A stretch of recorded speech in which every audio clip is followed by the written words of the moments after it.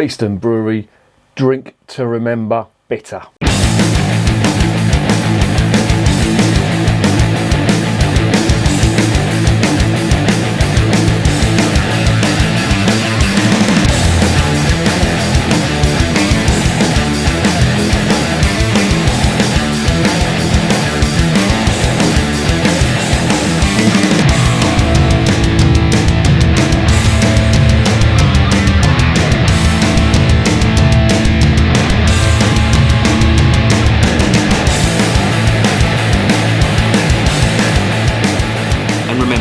Life is too short to be drinking shitty beer. Welcome to another edition of Bands, Bikes and Booze Reviews. I don't know what it is, but this afternoon I've been reviewing beer and I have had a description of total shit. I've just poured 2 beers down the sink. One was from the Portobello Brewery. Fuck me, that was disgusting stuff. And what was the other one? I can't even remember. I can't even remember what the other one. That's how much fucking character it had. But they were both crap. You'll probably see the reviews anyway. So I thought, do you know what? Let's get some beer out that could potentially be good. This is from the Beeston Brewery, and it's they're based up in Norfolk. I'm not going to make any jokes or aspersions about the people from Norfolk. You've all heard them. It doesn't need me to reinforce them stereotypes. But I've had one of theirs before. It was called Sterling. It was to commemorate the pilots that were based up in North Creek in Norfolk during World War II. And of course Sterling, or the short Sterling, was an aircraft that was used in the RAF during World War II. And somebody had done a painting on the wall, and they'd used that, and the beer was a tribute to that and the pilots that were serving in RAF North Creek during World War II. And I like that, I like stuff with a bit of a history, and especially World War II history. And this stuff as well is obviously from the label that you see, and it's got a connection to World War II. And this particular beer was brewed to raise funds for the memorial, RAF North Creek memorial, which I think is a very worthy cause. And anything that helps out or helps preserve the memory of the soldiers that served during World War II is fine by me. It is funny that the Germans don't do anything like that. I wonder why. That's for another time. Anyway, this stuff, I've looked on the website. I will say this about the Beeston Brewery: they're very small. They're based in a farm, a converted farm building even. They're very small. I think from the website they've got 3 or 4 staff, and it's a very, very localised thing. That come from Beers of Europe. Beers of Europe, of course, are based in Norfolk, and if it wasn't for them, I don't think I would have ever got my hands on some of this. They do a lot of stuff for the local pubs, and they do festivals as well, of course. So they're very, very much independent, very small brewery indeed. And most of their stuff is cask, but they do the odd bottle. The website doesn't really have much information about the beer content, the hops and stuff like that are put in there. So, but they do say that their stuff is very sort of locally sourced. The malt, certainly, they name the company that provides their malt. They're very into sustainability. All the heat for the brewery is used, well, it comes from the brewing process. They've got a heat exchanger which provides heat for the buildings. All the waste water is purified and pumped back into a stream. All the spent hops are used on allotments and for farming, and the spent malt is eaten by the horses. So yeah, that's, you can't argue with that. Yeah, I know I'm no eco warrior or green fucking save the planet person, but it's just try not to be a wasteful bastard, yeah, and the world might be a little better. Anyway, let's get on to the beer.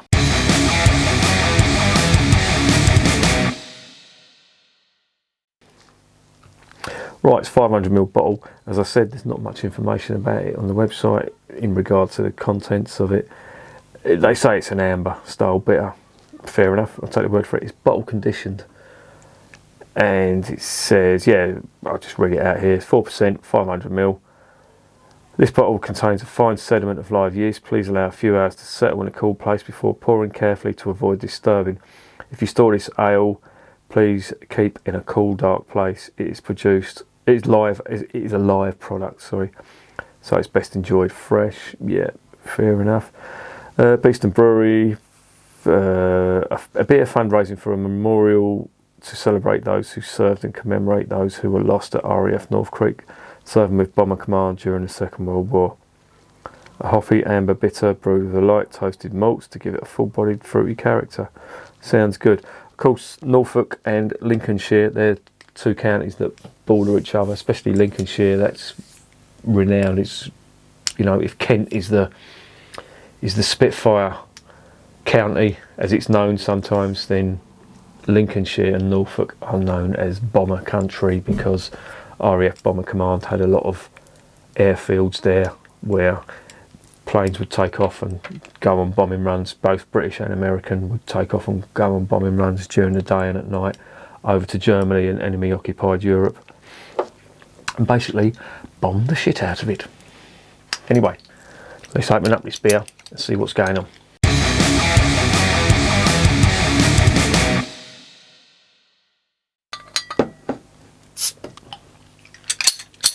Cap is plain blue, nothing at all, keeping it simple, as you would expect from a very small brewery. Now, usually, and they've said it on this as well, not to pour in the live yeast sediment. I always tend to do that because I don't know, I just think you get more of a flavour with the yeast. Whether I'm doing that wrong or not, I don't know. It's just a personal preference. I just like to do it. They say not to do it, but I'll do it anyway. Doesn't bother me with floaters in there. Right, now what I'm going to do is, rather than try and get an aroma out of the bottle, let me try and get something out of the glass instead. Wow, lovely earthy aromas, and toffee stroke caramel malt, a bit of both, but there's a bitterness coming from this, from the hops, very earthy hops. I'd imagine they're something like Challenger or Target hops. It smells nice. It does smell intriguing. Very British in its smell as well.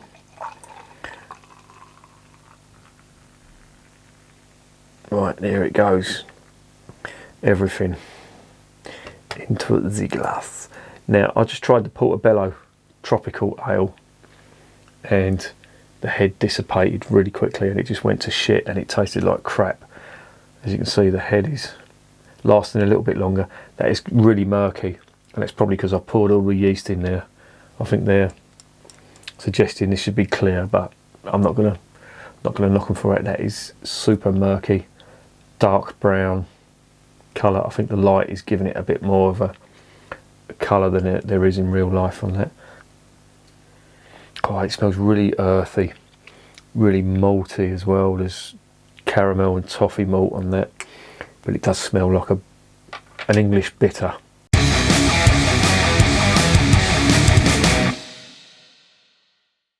Nice.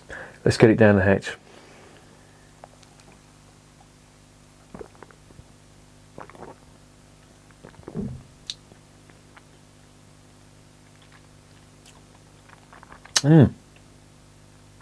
That is not bad.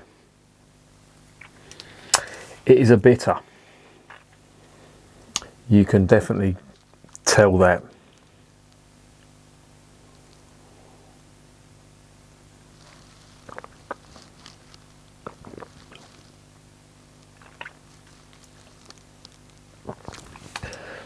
Nice caramel, touch of toffee on there too. There's a lingering, big, earthy, bitter hop finish on that. Now, if you're into your IPAs, your American IPAs, your American pale ales, your super citrusy fruits, you couldn't get further from that if you tried. If them citrusy hops scream USA, then this beer just screams UK. This is what the UK is renowned for. It's bitter.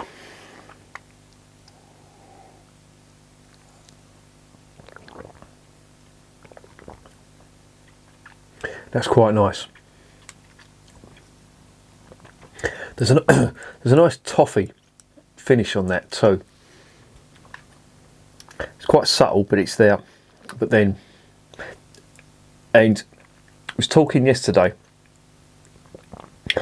I was trying the Hook Norton stuff, and they were using hops, and for the life of me, I can't remember what the hops were. But they were saying that there was a tea type flavour to them, and I couldn't get it in there. I'm getting that in here. It's like a bitter black tea type flavour, and it really does come through on here. And I think that's what's giving it its bitterness.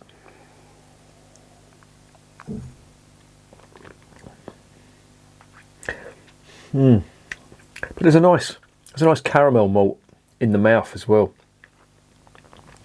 You do get that nice creamy caramel, and then that dies, and then in comes the bitter. There's a bit of toffee malt on the finish, but then it's all about that hop bitterness. There's like black tea, earth, pepper, black pepper. I mean, it sounds disgusting, but it's not. It is really nice, and it's quite well balanced too. Now, as I say, I pulled all the sediment in there, so I'm getting the full flavour. I don't know what it's going to be like without the sediment. Probably not as flavoursome, but there's a ton of flavour in this. There really is.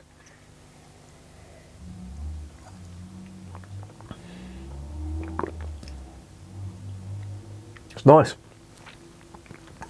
It's a typical British bitter, and believe me, that is bitter on the back end. It's nice. Very good representation. It's almost like it's cask pulled, because it's got a lovely mouthfeel, quite flat. This is chilled, so there's still a nice refreshing edge to it, but you're still getting all them flavours on there too. And that is, you know, that is the first, is it the first time? Well, it's probably not, but it's probably the most predominant that I've tasted that tea flavour in hops. I really wish I could remember. I think they were Target or Challenger hops. Can't remember. That was in the Hook Norton stuff. But you'll probably see it online. Whatever the Hook Norton Golden Ale, Admiral or something, it was that. This is nice.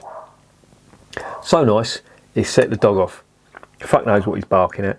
Probably his fucking reflection in the window. Really nice. I like that. That's a typical English bitter. Really good representation of the style. Nice and cloudy. You can tell that's brewed on a small scale. The head retention is reasonable, and that's nice. Yeah, I like.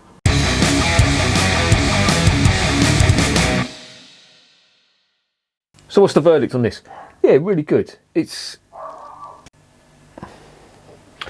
Sorry about that. That was Amazon delivering stuff for my missus. I'm like fucking Mary Parcels walking in with all the stuff she's ordered. Honestly. It's like, fucking hell, you can't go out shopping. Oh, don't worry. That won't stop you. Just get on the phone and just get on Amazon. Fuck it. I don't know what she's bought. Seems like half the fucking warehouse. Anyway, and relax. Yeah, this is a really good English bitter, and I like it. It's got all the characteristics you'd expect from a decent English old style bitter. You've got the caramel malt, touch of toffee on there, not too much. You've got them typically British hops of earth, little touch of spice, but that tea flavour. You know, as I said, I've read about it, you know, and certain beers have said, oh, the hops, you know, will give it a certain tea flavour. I've never got that until I tried this. So yeah, that's a first for me. I don't know whether my palate's adjusted to it, but I know what tea tastes like, and I've never really got that in a beer. Apart from this, really getting it in here, and it's nice. I do like this. Nice aroma, nice flavour, good cause that they're promoting on this. I love the artwork on it. Very simple, to the point. Yeah, can't go wrong. That for me is a solid 8 out of 10. It's going to be hard to get hold of. I mean, they're a very, very small operation, but if you can find them on Beers of Europe, anything you get from the Beeston Brewery is going to be pretty decent. The Sterling stuff was pretty good as well. I quite like that. They always do make a point about saying it's bottle conditioned and to leave the sediment out. I always pour it in there just because I think you get more flavour, but it's entirely up to you what you want to do. You're probably going to get flavour either way. But yeah, that's a good one. I'll give it 8 out of 10. I recommend it. And remember, beer is working class champagne.